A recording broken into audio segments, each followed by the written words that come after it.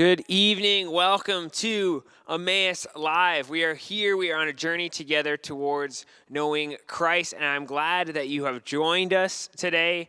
And I want you guys to know that if you need to talk to someone, if you want to connect with your leaders, today is the time. Zoom after this is the time. But even after that and during the week, if you want to connect with us on Discord. And if you're not connected with us on Discord, make sure you ask, whether in the YouTube chat or in your Zoom chat, make sure you get connected because we'd love to just stay connected in these next few weeks. Hope you guys have been enjoying the sunshine, been going outside. I have a couple engagement questions here. I just want to get you guys engaged, and I want to hear from you. I want you to blow up the comments here. What is your favorite type of meat, and how do you like it cooked? I want to know because we could talk a lot about vegetables, and I don't want to give the impression that we're like promoting vegetarianism because it's just not the case by any stretch of the imagination. Not that vegetarianism is wrong. I wouldn't push that as well. But we do talk a lot about vegetables. Let's talk about meat for a second. What is your favorite type of meat, and how do you like it cooked? Smoked rabbit, and she's not actually joking. I've heard this before from Chelsea. That she particularly likes, and the Acres particularly like smoked rabbit, all kinds of meat, especially on Father's Day at that house. Bacon. Yeah, I want to know how you like your bacon cooked though, because it's a very important distinction. I know that Tyler would say, I know that Reed would say, one of our leaders, that bacon has got to be cooked in a specific way for you. 100%. Medium rare steak. I mean, that's me right there. Like that's beautiful, beautiful medium rare steak. Beef barbecued. The correct answer is now in the chat. It's sous vide steak. Sous vide steak. There, Christy Legoff. There you go. Chicken strips. Yeah, chicken strips are good. Sauced. For some reason, we just had a phase, and maybe it was just Reed really amping them up, but sauced up chicken strips from Jack Astor's. I don't know why, but that was kind of the thing, the pinnacle of quality of food. Lots of great answers. Fried chicken, so good. I can't wait to have a picnic meal of fried chicken soon. I'm going to definitely have that, or at least just on the patio. Here's the second question. What is something that you feel that you are the best at? You're really good at. It could be even in the best in your classroom, just generally higher than average at a particular skill, at a particular activity. What do you feel that you're just great at? What do you find some pride in? I want to see what you guys have to say. Minecraft speedruns, is that an answer for somebody? Just killing it on that. Squishmallow collecting. Squishmallow collecting. Minecraft, just straight Minecraft. Watching Star Wars and playing video games. Yeah, the thing is, these days, you can make that into a career. Like, that's the thing. Sports and baseball. Yes, baseball. Yes, Back's big into baseball. See, Caleb's Christy just put that being on time is the thing she's best at, but she showed up late to our first date. So, I don't know. Dude, that's strategic. That is strategic, okay? There's a strategy in that, all right? Jacob finds his skill in snacking. That's Matt Hagar. We have some music talent going on here with piano. That's good. Minecraft. You can't all be the best at Minecraft, but I understand what you're saying. I know we have some specific, like Minecraft building is different than say doing a speed run. At Minecraft. So what's that? And Caleb Ugama is the best at Minecraft. Yeah, we all know that Caleb is the best at Minecraft. Naming cars, like Kaylin, are you talking about like naming, like giving them a personal name, or like knowing what cars are called? Is that? I'm thinking it's the second one, but I'm wondering if you think you're the best at naming cars, like giving them like personal names, like this is Sheila. This is Sheila, my BMW. That's what I'm wondering. I want to know if there's a distinction. He says brands. Oh, brands. Okay, brands. That is a skill. I mean, I remember trying to, like, I'd be terrible at that. So, Kaylin, you'd blow me out of the water on that one for sure. I love that. All right, guys, we're going to get into a game here in a second. I think this one's always a hit. I find this is, what's it called again, Tyler? Tyler knows all these details here. Yes, face beauty, awesome. Yeah, so Face, this game is booty, awesome. Face, Booty, Awesome. So for those of you who haven't played this game, you're going to see a short little video clip of somebody attempting to do something they think they're probably the best at. And it's either going to end awesome, like they're going to accomplish it, or they're going to get hit in the face or land on their butt. And what you're going to do is you're going to tell us what you think is going to happen. All right, Luke. Yeah, you can see it behind me. I wonder if there's like an in between. Like, is there like a gut one or like a back? You hit your back, or is it like? Oh, there's tons of them online, but none in this game. This is particularly face and booty because there are different ways to fall. This is booty. But like the other ones usually end up in more serious injuries, and these are less so. But we'll see if there's any hospitalizations in this. That should be actually a category. Like hospitalization? Yeah. Yeah, definitely this is going to be a hospitalization. All right, here's your first one. Did it happen? Let me play that one again. It's not very long. Okay, so we have a ball. We have a ball and playing catch with his adult dad. And a child. Face, booty, awesome. I don't know the relationship. Maybe it's father and son. Maybe it's father-son. Maybe it's not. Maybe it's a neighbor. I don't want to make assumptions. Stranger? Yeah, I don't want to make assumptions. And is that a basketball? Like it looked kind of like a little football, but yeah, man, I got like a. That's a little football. It's a little football. It's a football. A football. It looks like a normal sized football, and that looks like a small child. A lot of people are saying face. I see one booty, two booties. I'm curious to know how it's gonna end with booty. There's some options, but I'm gonna go. I mean, yeah, he could. But how would he fall without getting hit in the face? He'd have to like slip backwards. Trip. I'm gonna go. Yeah, he could trip. I'm gonna go. I'm gonna just go awesome because he could just catch this thing. Luke's going awesome. Here's your answer.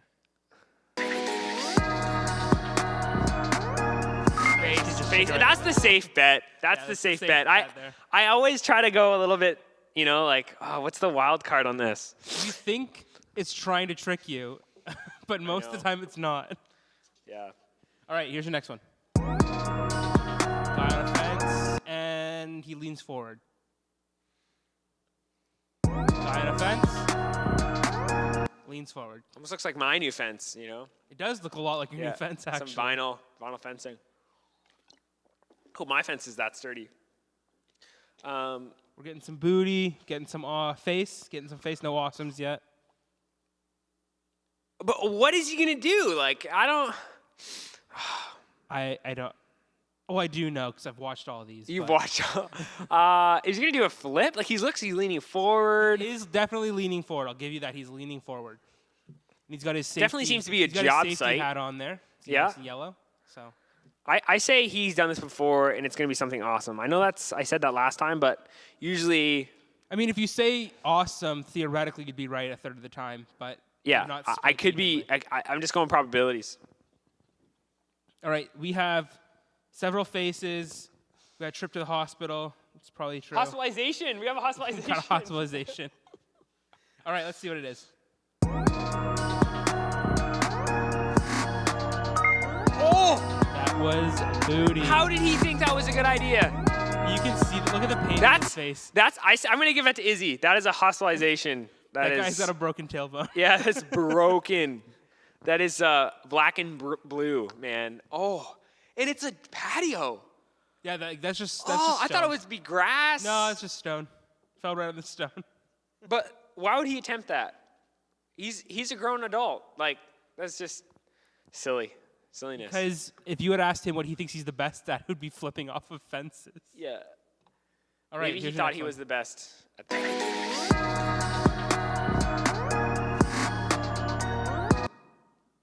Face, booty, awesome. It's already pretty awesome. This guy looks like he knows what he's doing. Got sweet nunchuck skills. I'm playing the probabilities here. You know that. So I got awesome. I have to go awesome. I know I'm not going to win this round, but. A lot of people saying awesome. Some face. Xander says the hair. Check out his hair. That's what probably most people's hair looks like right now. It's just really man long. bun? Little Just a man normal bun. man going. bun? A lot of awesome. A couple of face. Let's take a look.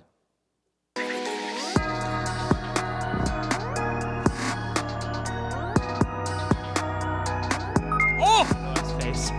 That's Oh, face. he looks like he's hurt. Yeah, That's actually a hospitalization again. There's a decent chance he's bleeding right now. He's got to go to the hospital. He's got someone to restore his sight, man. Oh. All right, next one. Oh. That's all you get. That's all you get. I'll replay it, but that's all you get. This looks like a bobcat, a lawnmower, Like digger. He's jumping across. like a small tractor, like a bobcat or something. Yeah, looks like it. What is the awesome that he's Face, trying to do booty. though? Awesome. So I'm over It 3 can't be with none. awesome. Can't be none. I'm forced to say awesome because like I'm committed. You're committed to awesome now. Yeah, like I'm over 3. I'm not gonna lie to you. Let me give you a little insight into this game. Nobody likes watching the awesome ones as much as they like watching the white coats. Awesome will not be. But- There will not be as many. But I'm committed. I'm committed to awesome. All right. I'm gonna go awesome, but could be wrong. Kalen's saying that's a front Noah's end Noah's loader. with me on this one. Noah's with me on this one.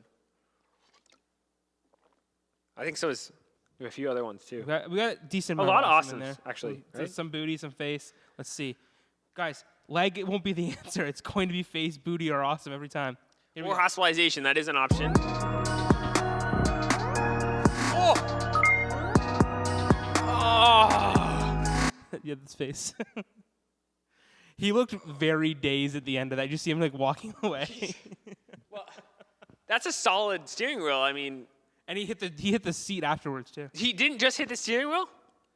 No, he hit the steering wheel and then like bounced off the seat and then just like walked away. Brutal. All right, next one.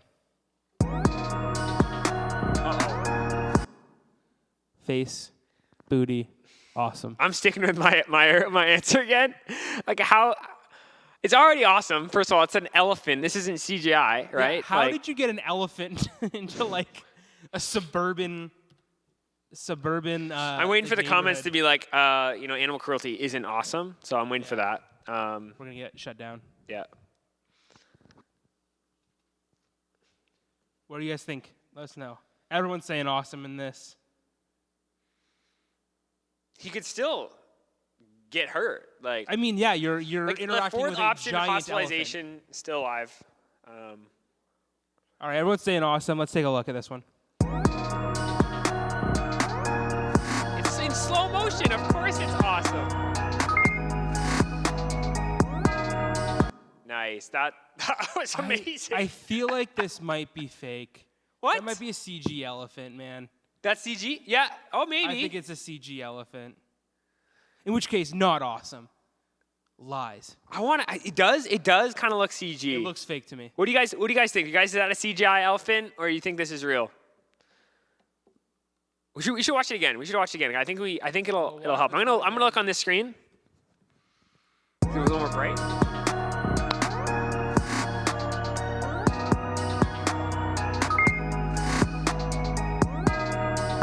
There's nothing to stand on in the trunk of an elephant, it doesn't interact with his feet at all. I think it's fake. I don't know. Yeah, it's CG. It's getting to the point where like I just don't know what's real. Unless I watch The Hobbit, like I have no idea like what Yeah, because is you can real tell and that what's that's fake. just so awful. I just watched Lord of the Rings and I'm like, all this is real. And then The Hobbit, I'm like, I can tell it's CGI, which it doesn't make any sense because there's tons of CGI in Lord of the Rings too. But I don't know. That's Here's your next one. yeah. Little soccer. Little footy. It's good Face, feed. booty. Awesome.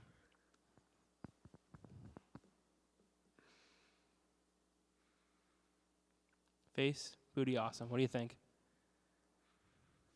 I'll play it one more time for you.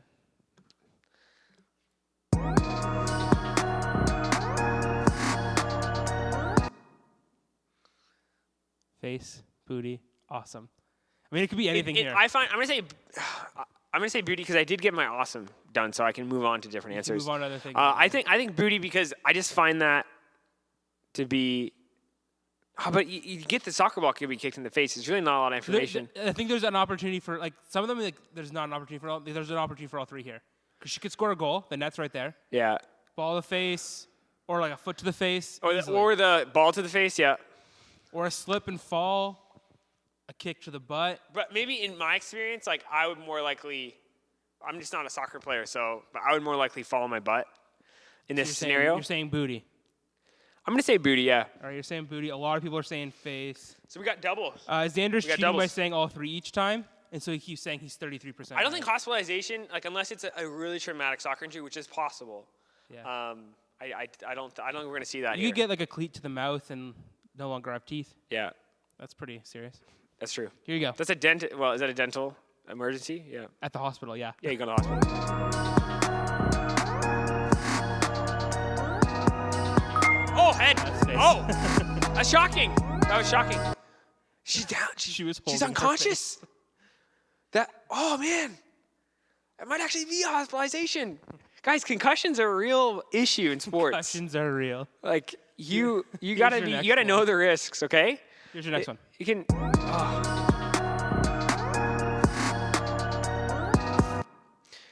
See, I'm frustrated when it's like already awesome because Right, but it's not fair. Is he gonna mess up his awesome?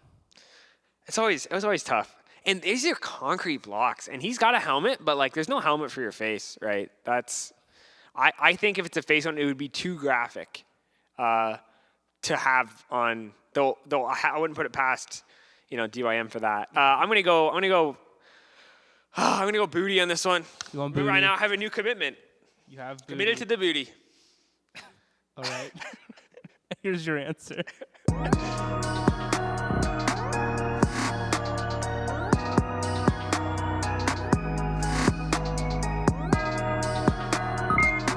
Oh man, Awesome. I should have went with awesome on that one. I'm disappointed. Next one. It's not a lot to work off of. Whoa, I missed it. I looked away for a second. Here it is. That's it. Is this one of those like what is it, gymnastic arena, like a gym, like Parkour. what is this, a parkour gym? Maybe it's one of those like tag gyms where you play tag, professional tag. What do you think? Eli Akers says spine snap. That's a pretty good call here.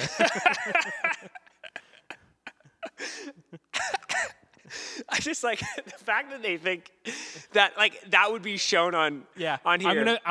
Again. Tyler did screen these. I have watched all of these, and I picked the most graphic. That stuff of them. is out there on the internet. It's out there for sure. But Oh, like, absolutely. yeah, we had just had an awesome, and like I've been failing at the probabilities on these, so I can't really say. I'm gonna have to go booty. I'm committed to the going booty booty. still. All right, here we go. Yep, There it is. There it is. It's booty. Ooh, Booty. that's a hefty bruise. That's a hefty bruise. Not hospitalization though. Not hospitalization. Just a bruise. Just a bruise. Pretty bad one though. Here you go.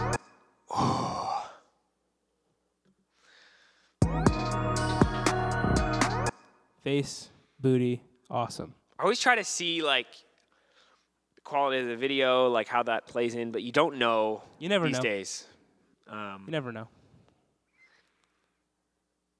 Everyone's got a camera. I mean, spans 20 years since we've had We got a lot cameras of awesome. and internet. A lot of awesome showing up. A lot of awesome. Some face, one hospital trip. Okay, so this is he's already in the middle of a flip. Hospitalization He's face. in the middle of a flip. Is it a back? He's going back. He did like a front flip. Is it a front flip? Or back? He came off the ramp and went forwards. Front flip. Right. Wow. Rapid fire. Here we go. I'm going to say awesome on this one because I got Saying the right awesome. one. I got booty right last time, so. A double! It's a double. Oh! Double front flip. Wow. Double front flip. That was Keep going. We still got a couple more to go. That was sweet. Squash. As someone who's played squash, this is face for sure. Face. Can you predict how? Like it's the ball seems to be like my assumption. Racket, it's such a close quarters game. Racket's very, very plausible too. Okay. But I'm gonna go ball. Ball to the face. Most Maybe people the are saying eye. face. Maybe an eye. Black eye here, yeah. A lot of Are people they wearing saying face. goggles? Were they wearing goggles? Because that is a key piece of equipment. I don't know. It's moving Gotta too wear- quick. gotta wear- I'll take a look when I watch this time. Goggles.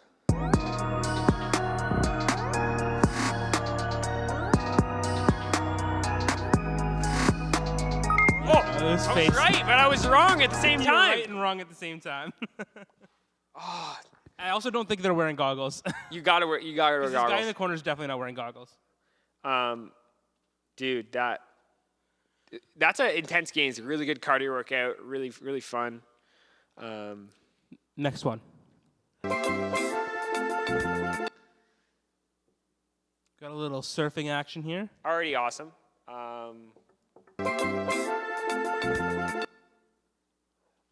The music throwing me off a bit. It could imply that this is kind of funny joke, and it could end up in the booty, or it could also mean awesome at the same time.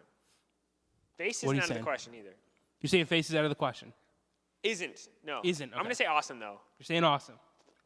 Got a lot of awesome. I'm thinking this is a parent. They made this video with the music. See, look at my kid surfing. Just so you know, parents make videos all the time of their kids getting hurt. I follow it on Instagram. It's probably my favorite thing. No, I know that too, but But let's see what it is.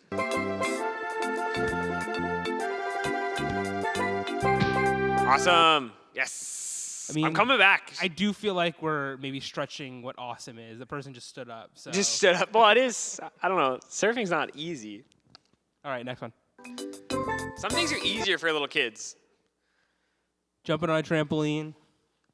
It just can't end well. It just. I'm gonna, based on statistics on trampolines and injuries, I gotta go something horrific. I'm gonna say hospitalization on this one. You're gonna say hospitalization, but in what way? Um, Face or booty? Because I don't think you're doing an awesome. I'll go booty. You're going booty. Booty trampoline gonna break. No, maybe. I gotta go booty. Yeah, face. No, face. 3, 2. Booty. You're saying booty. Bring the booty. Here we go. Oh, It's face. It's face. I had an inkling, Look and at I the just like joy stick in with this the original. kid's face. Look at the joy in the kid to the left here.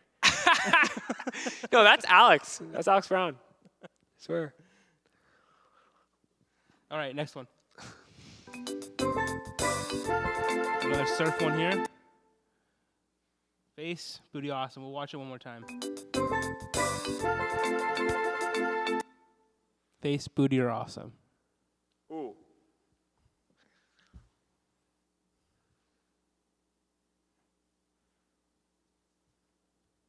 Don't know. I don't know.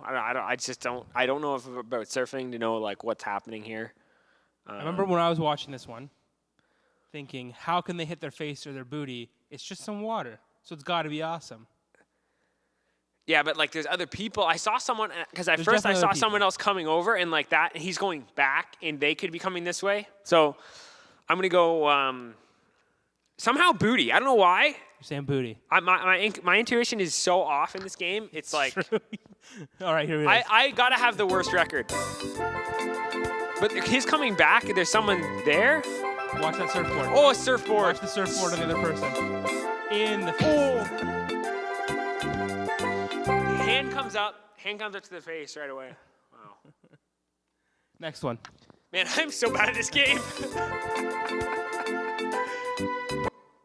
You can see their feet just crusting over. Just crusting. Just crowning at the top there. Yeah. What are we saying on this one? Death. Booty. Chelsea says death.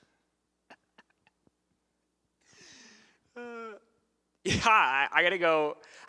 I don't see how, because they're gonna hit the water, right? This is against the water, so like, how is it gonna be awesome? They're gonna do something in the They could air, do some flips in the air. They could do but like something going else in the feet air. first. That's like.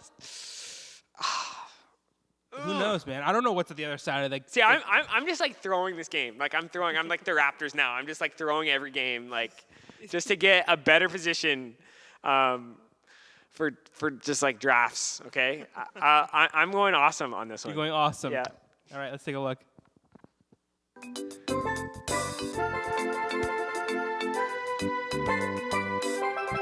That is awesome. That was awesome. No, that was so awesome. I can't believe you. That's called that booty. As stiff as a board. Landed in the water. Dude, you guys tell me that wasn't awesome. That was amazing. Oh, you got to give me that. Next one, here we go. That was so good. We got a kid winding up. Little boogie board there. What do you think? That's all we get? It's just on the beach, boogie board. I mean, he's slightly in the water. Yeah, but I've seen this. It can be done very well, but it's actually quite challenging. I've seen this video like 300 times, different times, but it's actually quite challenging. Yeah, I gotta go. I don't know. I just don't think my reasoning has been so flawed. So I think that I'm gonna go with the backs on this. It is face. You're going face. And Hagar, and because if it was booty, I can't see it being that amazing. Like a laughable, let's post this video to the internet if it was just booty. But that's just me. People post garbage to the internet every single day. I know. I have higher standards. I have higher standards for what should be posted. 80 days worth of content posted each day or something like that. We have a lot of face. People are agreeing. I'm very persuasive. True. I'm persuading people. Let's take a look. Yep, he's already going. There it goes. It's slow motion. There it is. Friend. Guys, he's gonna jump. He's jumping out of the way. Jump on top of him. He went so far in the ground, so far. Like a cartoon character implanting into the sand. All right, I think we got a couple more. Here we go. I like the music. This is good. He's telling us he's going to do a front flip. This is what it looked like. Are you serious? Watch his hands here. Forward. What do you think? I don't know. I think this is going to be awesome. I think we're meant to kind of make a judgment. There's a lot of fat phobia out there, and I just think that people would make judgments that this is just going to be something funny. But so no, I think it's going to be awesome. I think it's going to do something like a flip, like something crazy. Yeah, I'm with Xander on this. Awesome triple front flip. Yeah, that's my call. I'm going with Xander's call right there. And everyone else thinks booty. So here we go. Jump, do some flips. Come on. Bye, buddy. No, dude. Come on. That's just. He stood there for so long, dripping water, and as soon as he went to go move, you judgy people. You got all judgmental. Come on. Next one. That's all you get. It doesn't look good. I mean, unless the looks possibility so here, makeshift. Like if we go a flip, like that would be amazing. Like that would be so cool, and I would hope for that. It's so poorly constructed, though, too. Like that's what got me with this video. Is that just is how poorly constructed this whole thing is. But if it flips and it lands. Can we get a run another one just again? You want to see the beginning again? Yeah. Is that slow motion? Yeah, it's slow. It is on slow motion? Yep. I think I know this is ridiculous. I think, and I'm just actually calling how it's going to happen.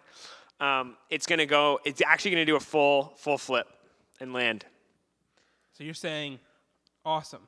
I'm saying awesome, but in particularly a flip. Flip and land, or flip and hit their head, or no, flip and land on the water this. All right, let's take a look. I don't know why I think that. Well, I mean, that's exactly what happened. Yes.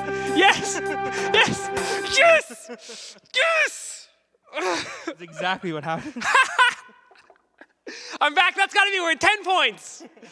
Here's another surfing one. That was awesome. Literally awesome. Here's the next one. Here it is.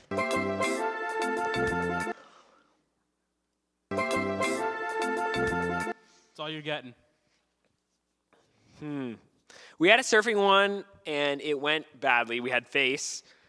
We had another one that was face as well. We had that very I think that awesome face one. is out of the question on this one. We had that very first one with the little kid. That was awesome. That was awesome.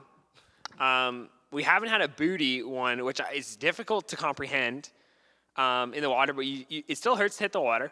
So I think not face. I think it's between booty and awesome on this one. That's my guess. You gotta guess. I need to pick one. I know. I'm aware. Pick one. I'm still on that high. So I'm gonna go booty. I don't know. Same booty. I'm inclined towards awesome, but All I'm right, gonna here go committed to the booty. Oh. It's just The awesome. thing is, in any surfing thing, you're always gonna come down at some point. So, whatever. Yeah, Next one. that was awesome. I knew I should have done awesome. Got a kid running on the deck, which is completely against the rules. Yeah, splinters. You could slip. I mean, there's so many reasons why that's a bad idea. He does have I his would just goggles and his water wings on though, so we. I would look at this and I'd say splinter. That's what I would say. Splinter. Face booty, awesome splinter. Yeah. Yeah, I don't think it's going to be any hospitalization-worthy thing. Because it's a young child, and that would be awful to see. Yeah, it'd be terrible. Yeah, I gotta go booty on this one. Going booty. Again, I had We're the getting a lot of booty face before. in the chat. I gotta bring back the booty. So Chat saying face. A lot of face. Yeah, everyone's saying face here. Here we go. booty. You just jumped too soon. Booty. Misjudged that jump. I like that rim on that pool. It's a good thing to keep in mind there. I mean, it's really nice. To be fair, he jumped, bounced off the rim, and landed in the water. Maybe that's what he was going for. Is and that that's- awesome? that's a Yeah, secret like I awesome. mean, All right, two more. We got a rope involved here. they rarely end well. I mean, it always it's, ends perfect. like how would it be awesome? Like what are you possibly gonna do that's awesome? It's not awesome. You swing, and at the apex of the swing, you let go, flip. Flip. Tyler. No, I'm not ready. I think we've hit the peak of like flips with that that one tube that went up and did a flip. I think that this is gonna be. Doesn't help that. Okay, look at right now. That rope is barely off the ground. It's gotta go booty. It's gotta go booty. Like It's so poorly constructed. I gotta go booty on it. All right, we're seeing a lot of face and booty. Nobody's saying this is awesome. Oh, Tad said it's awesome. Go on, Tad. Here we go. He's also wearing like a button-up shirt while she's doing this. Friend didn't let go of the rope. Oh, what is that? Oh, it turned. The body turned. No. Oh man. So that was so close to being booty. There was a small rope connected to it to pull it in, and the friend didn't let go of it, so the rope didn't swing, and she fell forward. No. Here's our last one. That was a tough call. I thought that was tough. That's a tough break. Tough break. Last one. Got a kid playing on the beach, probably playing some shins or something. Is it frisbee? I don't know. Yeah. Can we say shins? No, called shins. Face, booty, or awesome. Face, booty, or awesome. I actually don't remember what is happening after this point. I'm just gonna say awesome because like I'm out. I'm done. I'm out of ideas. You guys guessed that one perfectly. Let's take a look. Here's I our got last all the one. points on that one. A lot of people are saying face. Some people are saying side plant or other things, the scalp, which I guess would be face, but not really. Here we go. We got some last minute awesomes.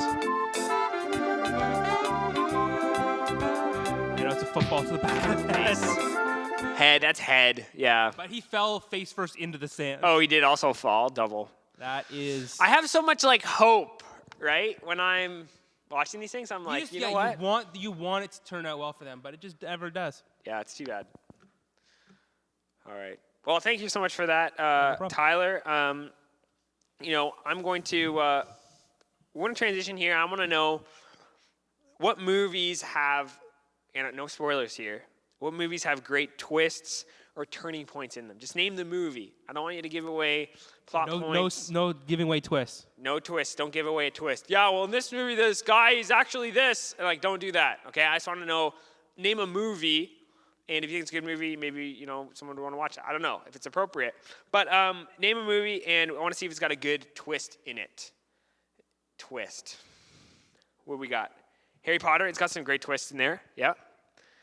Tall Girl. I don't know if I know that would one. have a good twist at the end there. Mm-hmm. Endgame. It's got a good turning point, good twist. I'd say Infinity War more, though. That has actually like a big, kind of, I don't know if it's a twist, but it's just like, for me, I was watching, I was like, oh, what the heck is happening? Same with Endgame. The Star, War with Grandpa, I don't know that movie, but apparently it's got a good twist. Inception, Empire Strikes Back. You're right, that's a classic, a very classic. Empire and Infinity War have the similar kind of thing where like you don't expect. That's right. And they are before the final one in the series as well. John Wick, Shutter Island. That's good. That's good. It's a scary movie, man. Scary movie. Got a good twist at the end. Cars 2. Cars 2 is a good movie. Completely underrated movie. Is, how many times you're allowed to be insensitive to cultures in a movie? What? What's that? Cars 2 is super culturally insensitive. They do Cars, man. Problematic. They're Cars. Cars 2 is a great movie, okay? Prestige. Whoa. Yes. Like, oh, man. You can't watch movies again. That's the thing. You just can't watch movies again after you've seen the twist, because you can, but it's just not the same. It's actually one of my favorite things to do is to watch a movie, see the twist, and then rewatch it. Yeah, but like you can't go back to your pre-former self where you haven't seen it. And that's why spoilers are such a big thing, okay? And I watch things at 3 a.m. If I was like, I don't have a thing on spoilers. That's not my point, but my whole point here is we're getting to the turning point of the book of Esther. Okay, we're kind of the thing is there's like 5 chapters left in the book of Esther, but everything just kind of avalanches from here. Okay, and things happen really concisely. Like in the chapter 1, 2, 3 years are being passed, and this is like between the year 474 and 473. And we're looking at the turning point in the point of Esther, the climax and the big moments in this whole narrative. So we're going to get right into that. And this is what happens. So as we left off last week, Esther goes to the king. And this is where we left off. Esther is going to the king. This is Esther chapter 5. And she fasted for 3 days. It could have been like 3 days, like the resurrection, like Friday, like three days. And then on that third day, he goes to the king. And she's not like, this is a tense moment because she's not allowed to go to the king without being summoned. So this is her really going confidently forward, trying to save the Jewish people, because wicked Haman has decided to try to wipe out the Israelites, the Jewish people, in the entire empire of Persia over a petty dispute with Mordecai, because he won't kneel to him. So this is Esther going to the king, and Esther comes to the king, and the king has favor on her, and he shows her his scepter, which means that she's been welcomed and accepted, and she isn't going to be face death because she came to the king uninvited.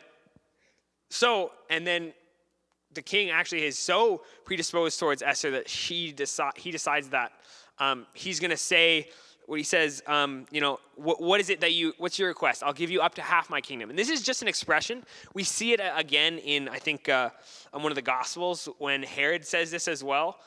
It doesn't actually mean he's going to give half the kingdom. She's already the queen.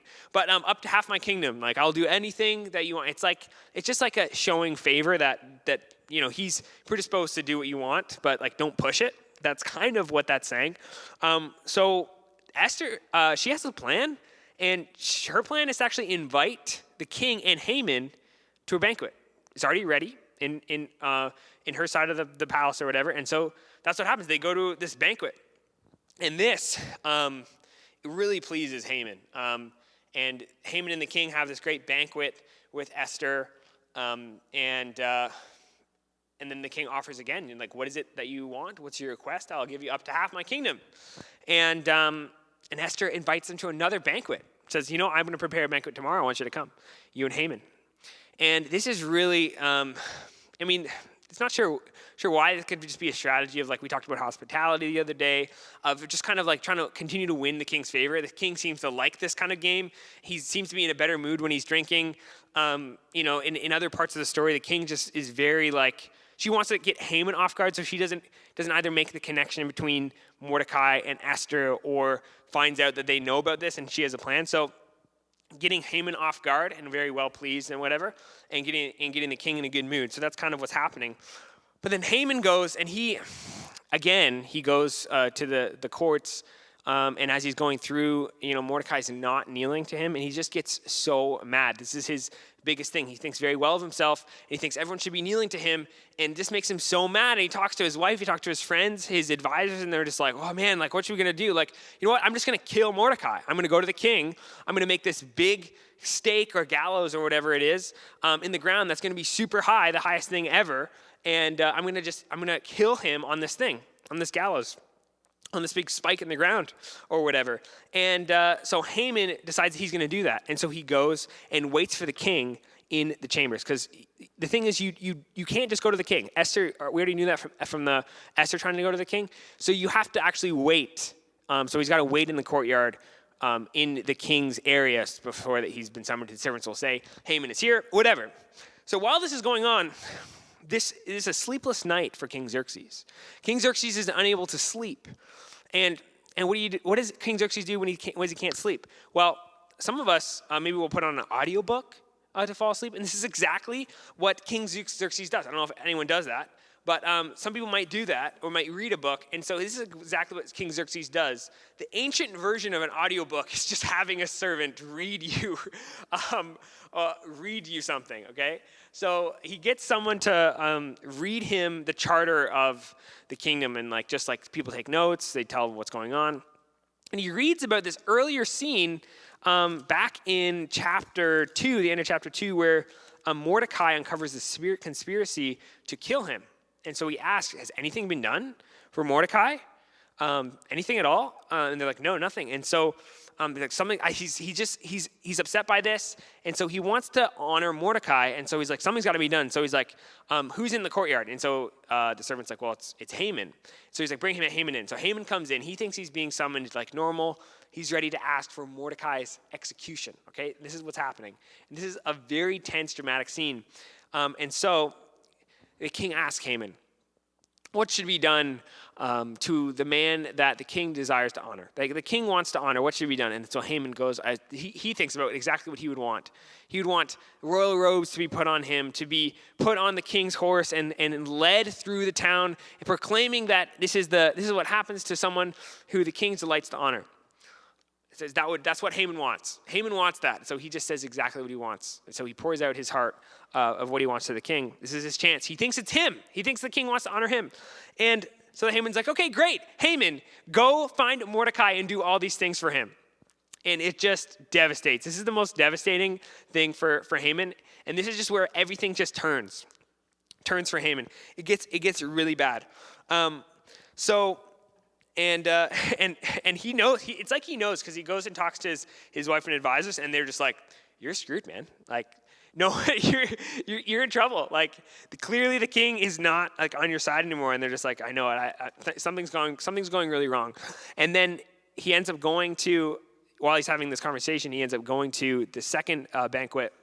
And in this banquet, Esther reveals her identity, tells who she is, and asks the king to intervene on behalf of the Jews. He gets really angry and upset. He thinks that Haman is out to get the queen, and then he goes and walks in the garden to cool off. He comes back, and Haman's begging for his life, but the king sees this as just an attack on Esther, that he's trying to take hold of her, and he's like, gets really mad and has Haman executed on the very stake, on the very gallows that Mordecai was supposed to be executed on. So this is a big twist, and then the next few chapters are Esther and Mordecai discussing with the king how to save the Jews from this edict that would have them be wiped out, this genocide that was going to be committed. And so they reverse that. The Jews are now given permission to to do battle, to fight, to attack and remove, get rid of all the people who were going to cause them harm. Okay, so this anti-Semitism that was kind of growing in Persia and all around is kind of completely destroyed just by the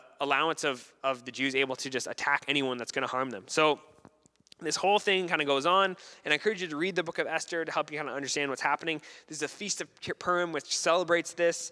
It's kind of a 2-day feast in terms of like how the die was cast or the lot was cast so that the day was chosen for this to happen. So yeah, that's kind of the rest of the story of Esther. And I'm going to have 2 points of what we can learn from this turning point and climax of the story of Esther.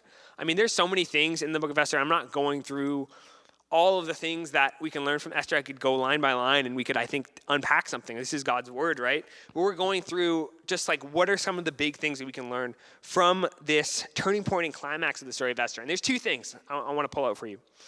The first one is to avoid pride and embrace humility for your own good. And the second is God working behind the scenes for your own good. So we're going to look at each of those. So the first, avoid pride and embrace humility for your own good. So Esther and the book of Proverbs have this kind of close relationship. We kind of talked about it earlier. Like you can kind of see Esther as this almost like Proverbs 31 women. Like this is what a woman of virtue, of character, of wisdom looks like and behaves. We also have other characters that really represent themes from the book of Proverbs. Like King Xerxes is just the fool. He is a complete and utter fool. And we see, if you read the book of Proverbs, you can see cases of like a king shouldn't be drinking all the time. Like he's constantly drinking. He shouldn't be making rash decisions and like getting angry. All these things, this is King Xerxes. He's a mess. Then we also have Haman and Mordecai. And Haman and Mordecai represent, Haman represents pride and Mordecai represents kind of humility and wisdom and kind of calm spirit. And this whole situation, especially in the case of Haman, is kind of indicative of the phrase, pride comes before the fall. Like, I wouldn't be surprised if this is where it originates, because it literally is such a huge case of where he thinks so much of himself, and then he just falls completely on his face. Total face on that. So let's look at these kind of 2 concepts, pride and humility. Pride is believing that you deserve everyone's respect and admiration, that you are better than other people, and you look down on other people, especially if they're different. It's self-focus, self-worship, selfishness, but to a whole other degree. It's just pride. It's more than that, but that's kind of the idea here. Is just like really thinking about yourself, not thinking about other people, and like really thinking great of yourself, like really well of yourself. And humility is treating people like equals, not looking at them, not looking for fame and admiration, earning people's respect, putting others first. Instead of elevating yourself, you're elevating others. And more importantly, you're elevating God, especially as a Christian. That's what humility means, elevating God. And it takes humility to be able to worship. So let's look at some of these verses that contrast pride and humility in the Bible. There's a ton of them. I've selected a few that was kind of a wide range of different books. There's lots in Proverbs, but here's one of them. Proverbs 29:23. Pride brings a person low, but the lowly in spirit gain honor. Here's another one, Matthew 23:12. For those who exalt themselves will be humbled, and those who humble themselves will be exalted. This is Jesus talking about the kingdom. Luke 1:52. He has brought down rulers from their thrones, but has lifted up the humble. James 4:6. But he gives us more grace. That is why Scripture says God opposes the proud, but shows favor to the humble. Proverbs 3:34. That's quoting that. And there's another passage, 1 Peter, another author who quotes the same thing. In the same way, you who are younger, submit yourselves to your elders. All of you clothe yourselves with humility toward one another, because God opposes the proud but shows favor to the humble. Actually, clothe yourselves with humility. And I like how it actually says, clothe yourselves with humility, because Mordecai kind of talks about his kind of clothes and what he wears, sackcloth and ashes, and he clothes himself with humility. Is just a good example of humility. So without humility, we cannot and will not come to God or obey Him. If we're full of pride, we can't recognize our own sin. We can't recognize Jesus as our Lord. It's essential for being a follower of Jesus, because we have to recognize who God is, someone who's greater than us, and we can't think so well of ourselves that we're like God. And we have to recognize our own sin. so it's very important as a follower of Christ that we have humility. It's kind of like the first step to have some humility before God. And we can't do that if we're consumed with pride. So pride keeps us away from God, from confessing our sin and admitting what we've done is wrong. But humility draws us closer to God because we're quicker to repent. We're open to grow. And pride says to God, I know the way. I know the way. And humility says to God, show me the way. So it's important that we have humility and embrace humility for our own good. So how can we kind of embrace humility? Human beings are naturally prideful people. That's kind of how we like to present ourselves. And that's going to manifest in different ways for each of us. In different ways that we are a little more stubborn in certain areas, or a little more big of ourselves in certain contexts, or maybe we act prideful in certain situations. And maybe it's less of a social thing and more of a personal, internal thing that we struggle with. We don't like being told what to do. We don't like being told that we are wrong. We think that we know best. And this goes for our human relationships, but also goes with our relationship with God as well. And it's important that in the process of pursuing humility, we don't merely put ourselves down and think less of ourselves, but actually think more of God. And, C.S. Lewis has been quoted as saying, humility isn't thinking less of yourself, but it's thinking of yourself less. I've probably said that here before. But beyond that, humility is thinking more of God, making God greater in your life. And we avoid pride, embrace humility by making God great in our life. And the more we understand and recognize who God is, the less likely we will be tempted towards pride and more humble we will become.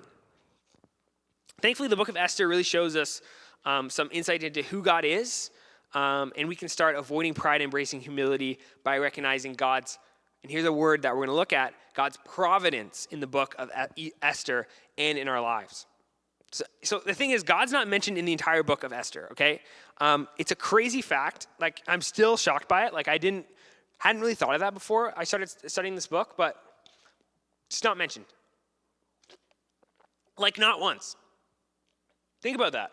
This is a book of the Bible. Like, even Ecclesiastes, which is a book predicated on the idea that, like, what if God doesn't exist? How do we find meaning? Like, it still mentions God a lot. This does not mention God. So that should make us really think why. And the thing is, this is, like I mentioned before, it's like a literary device to point us to, like, we can obviously see God working. And with our knowledge of how God works and in the other parts of the Bible, we can see God working here, even though we can't see him anywhere, right? We can see him working. And that's true for our lives as well. And, if Haman succeeded in this plot to just wipe out the Jewish people, he would have thwarted all of God's plans that we know of. Like, we would live in an alternate reality without major monotheistic faiths. The Abrahamic faiths wouldn't exist. Christianity, Islam, and Judaism. Islam kind of came out with influence a lot from Christianity and Judaism as well. The main monotheistic religion would be Zoroastrianism, which was the main monotheistic religion at the time. I can't say what the alternative reality would look like, but I bet it would be dark. Like, I think ancient Rome, Persia, Greece, these would be the height of human accomplishment and culture. Obviously, this is debatable. Some people think that some scientific things kind of happen naturally, but without, like, Islamic mathematic things that go forward, a lot of Christian culture things and scientific things that move forward, a lot of things would be missed. So we definitely have a different track for sure, and there's some debate on how that would look. But in terms of kind of what the world would look like, it would be completely different. But the thing is, God, in God's providence, he's able to turn the tables on Haman and rescue the Jews in this case.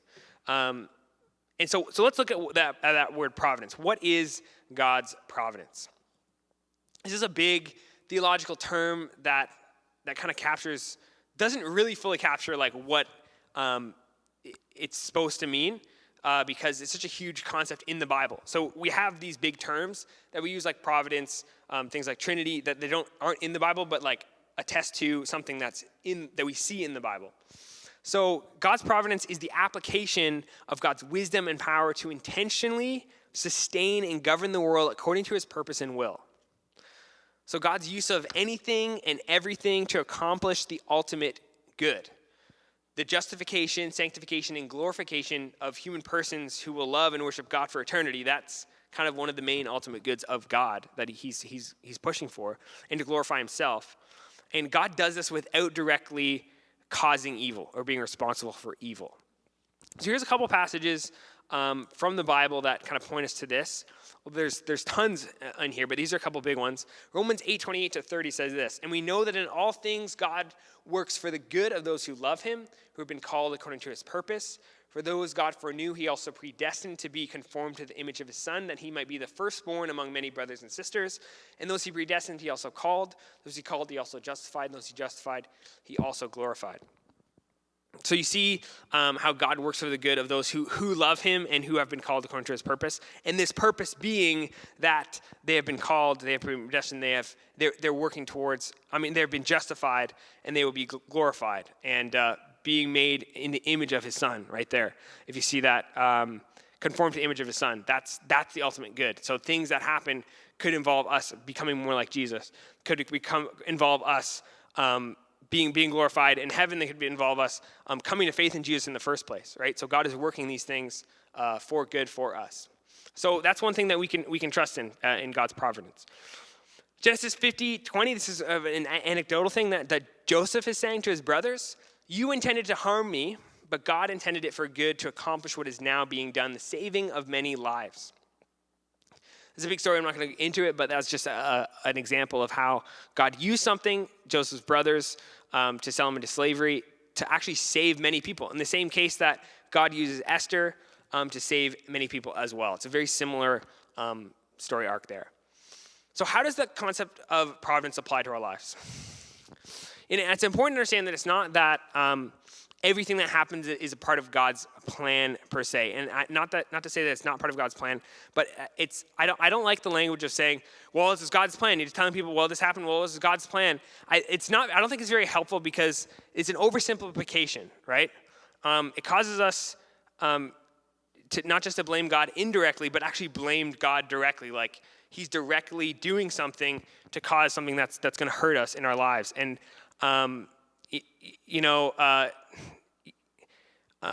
God doesn't want bad things to happen to you. That's not the idea. And he doesn't directly cause like car accidents or cancer or evil people to do evil things that cause like great harm to others. God has created a world with natural laws, natural consequences, and human beings are bent towards evil and have brought God's curse upon the world where things are not the way they're supposed to be. And all bad things happen because of human beings, demonic forces, and natural phenomenon. However, the joy and comfort that God's providence brings is that no matter how bad things look, God is going to use it for our ultimate good. He's going to use it for our ultimate good. And whether that's in this life or the next life, nothing is wasted and is a part of bringing about, nothing is wasted and is a part of bringing about the ultimate good for us and for God's glory. We're never going to see a picture of how that's going to work, how God uses the bad things that happen to us for our good. Sometimes it seems impossible, but that is the promise of what the Bible says. And in Esther, we're actually able to see how God uses things for good in the end as well. And we see that in other parts of the Bible. So we can take comfort in the fact that the pain and suffering we endure in this life will be repaid to us in glory in the next life. Listen to these two verses. Romans 8:18. "I consider that our present sufferings are not worth comparing with the glory that will be revealed in us." And this is 2 Corinthians 4:17, saying something similar. "For our light and momentary troubles are achieving for us an eternal glory that far outweighs them all." When I read that, I always think of Ron Weasley when he's just like, when Hermione brings this big book, she's like, "I was just took this over light reading," and he's just like, "This is light." And I'm just like, think about like our pain in this world, and like, this is light and momentary. But when you think about the eternal glory that far outweighs them all, if you think about eternity, it doesn't matter actually how much temporary pain, suffering, and anguish that you have. If you have an eternity of good and pleasure and joy, that will very quickly outweigh the temporary pain and suffering that we experience. And so even mathematically, as you take infinity and eternity, the amount of pain and suffering actually approaches zero. It becomes less and less the more that further you go. So it's not as if there's this weighing of scales, but it's the idea of we look forward to something greater, which is heaven, which is eternity with God. It's the new heavens and the new earth. And I think it's true that like any time that we're suffering, we experience pain, as believers, we have this promise that things are going to, in the end, we're going to see clearly, and we're going to actually receive glory for these things. They're actually working for us. Like in Romans 8:28, it's like God is working for our good. He's working. He's active, right? He's not actively causing us pain and suffering. He's actively working for our good. Okay, it's important to make that distinction. Even though God is sovereign over all of that. So even though the pain is real, the suffering is real, and things get really hard, we know that Jesus is going to make all things new and better for eternity. And no matter how much pain and suffering are experienced for a temporary time on earth, like I already explained that. Okay, so we can take comfort in God's providence. Okay, that's the first thing, how providence applies to our lives. The second thing is we can take confidence in God's providence, knowing that when we take bold steps in our faith, like we talked last week, bold steps in our faith, like Esther does here, or as followers to advance the kingdom of God, we know that God has been and is and will be working behind the scenes with us. He is working. That's why Esther has this confidence. She fasts, she prays, and she jumps in knowing that she's going to risk her life and that God is going to work behind the scenes for her. And God's going to use us to bring people to faith in Jesus. That is what he's going to do. He can use you just like he used Esther and other people in the Bible to do great things because of his providence. So here's an important question. We like to say that like Jesus is just all in through the Bible, like he's coming off the page, and when we read the Bible, we're reading like Jesus' words and stuff like that. So the question is, where is Jesus in the book of Esther, right? Like I said, God's not even in there, so where is Jesus? And like I said, Haman and Mordecai representing pride and humility. I really see this as Haman, and I think this even is in like the festivals that they kind of do. Haman is representative of Satan, and I think Mordecai kind of represents Jesus. If we look at this similar conflict, especially since Satan's downfall is pride as well, and Jesus really embodies humility. So I see this kind of playing out. And Satan seeks to destroy Jesus, and he believes he succeeds on the cross, but there's this turning point in the resurrection, and where the cross actually causes the defeat of sin, and death is defeated in the resurrection. And there's this turning point, and Satan is ultimately defeated and will be defeated and humiliated even more so. So this whole situation is orchestrated by God in his providence. So check out this verse. Acts 22 to 24, we're just wrapping up here. Listen to this. Fellow Israelites, listen to this. I said listen to this, and it says listen to this. So you got to listen to this. Jesus of Nazareth was a man accredited by God to you by miracles, wonders, and signs, which God did among you through him. As you yourselves know, this man was handed over to you by God's deliberate plan and foreknowledge. And you, with the help of wicked men, put him to death by nailing him to the cross. But God raised him from the dead, freeing him from the agony of death, because it was impossible for death to keep its hold on him. So this is the moment that all of God's providential works kind of come into fruition. Everything was working towards these things. Even in Esther, he has this future in mind. God's working throughout the Bible for this.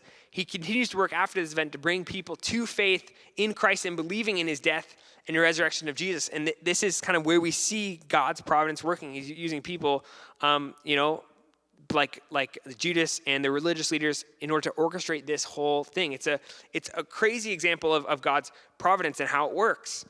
And in humility, Jesus took the ultimate humiliation so that we could be and would be exalted and Satan would be defeated, resulting in our salvation. And when we humble ourselves and recognize that Jesus is our King and repent of our sin, and we are exalted with Jesus, we're free to live new lives, free from sin, free from the power of sin, the threat of judgment. And as his followers, we walk in humility, taking comfort and confidence in God's providence on our journey towards knowing Christ. So guys, the book of Esther shows us that we're never alone. Even when it seems like God isn't working or he's not doing something, he is working behind the scenes. This is like during a period when people just like didn't know what God was doing, and they thought that he was lost. They were being subsumed into like the Persian pagan culture. But God was working behind the scenes. And that gives us a lot of confidence and trust. Even when we feel lost, we feel forgotten, we feel like we're even in danger, God's working behind the scenes. He's even putting you in a position to do his work, like he put Esther in this position.